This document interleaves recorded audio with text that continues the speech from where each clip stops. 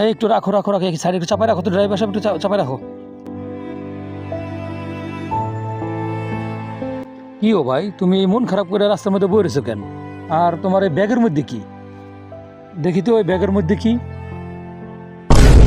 আরে এগুলো তো গরুর গোশত। গোশত নিয়ে বসে রয়েছো কেন এখানে? সারাদিন ঢাকা শহর ঘুরে মানুষেতে চাই এই গোছগুলা পাইছিলাম ভাই, এই গোছগুলা বেচালাম ভাই। কি বলো, তুমি এত কষ্ট করে ঢাকা শহর ঘুরে এই কুরবানির গোশতগুলো পাইছো? কুরবানির গোশত কেউ কি বিক্রি করে? কি সমস্যা তোমার শুনি? ভাই আমারও তো শখ, পোলা প্যান্ডে নিয়ে গোস্তগুলা খাওয়াম। পোলা প্যান্ডে ঈদের জামা কাপড় কিনা দিতে পারি না ভাই, এই মাংসগুলা বেচা পোলা প্যান্ডে জামা কাপড় কিনা দিন। আচ্ছা যাই হোক, তোমার দুঃখটা আমি বুঝতে পারছি। সবচেয়ে বড় কথা হচ্ছে কুরবানির গোশত বেচতে নাই, তুমি যেন সন্তানের জন্য জামা কাপড় কিনতে পারো বা তুমি নিজের জন্য কিছু কিনতে পারো, সে ব্যবস্থা আমি করে দিতেছি। ঠিক আছে, আমি তোমাকে কিছু টাকা দিয়ে দেই।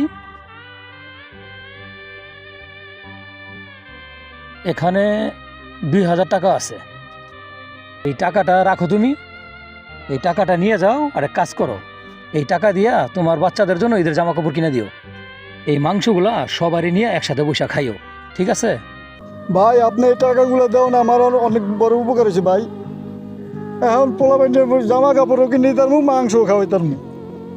আপনি অনেক বড় উপকার করছেন, আপনার জন্য আল্লাহর কাছে দোয়া করবো। আল্লাহ ভরসা। শুনো ভাই, সব উপর আল্লাহর ইচ্ছা, এগুলো সব আল্লাহ সব কিছু সিস্টেম করে রাখে। তুমি কোনো চিন্তা করো না, আসো তুমি আমার সাথে আসো, তোমাকে বাস স্ট্যান্ডে নামাই দেয়, আসো।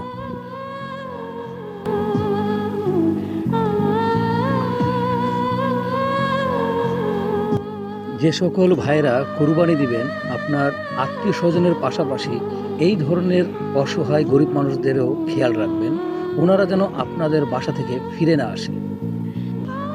ভিডিওটি ভালো লাগলে শেয়ার করে আরেক ভাইকে দেখার সুযোগ করে দেবেন।